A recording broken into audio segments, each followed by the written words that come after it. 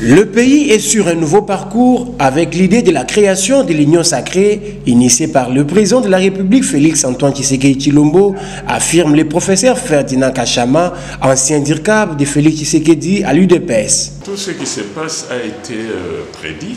Vous savez bien que nous avons parlé, d'ailleurs vous venez de les soulever, que les Égyptiens que vous voyez là, vous ne les verrez plus.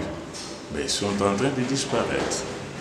Ils se faufilent dans la masse, dans la mer Rouge, et avec ce que vous voyez, c'est que le président, la nouvelle vision que le président vient de donner, de lancer, qui est l'union sacrée, et vous avez vu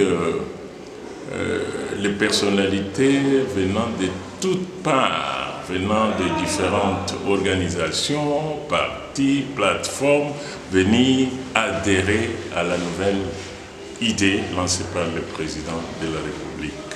Donc, ce qui veut dire que c'est une activité nouvelle qui n'a jamais eu lieu au Congo. C'est pour la première fois qu'un président amène une autre façon de gouverner. C'est-à-dire gouverner le pays autrement. En ce qui concerne la formation du futur gouvernement voulu de l'Union sacrée, Ferdinand Kachama précise que plus rien ne sera comme avant. Ici, effectivement, les groupements viennent, mais le président sera la seule autorité qui va piger dans toutes ces filles et fils du pays pour choisir les meilleurs, choisir à partir de l'équilibre géopolitique, ainsi de suite, surtout la compétence.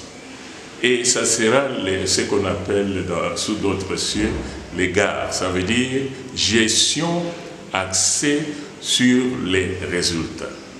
Vous êtes ministre de tel département, chargé par exemple de la pêche et l'élevage. On va vous dire qu'à la fin de l'année, on aimerait qu'il y ait autant de compagnies de pêche.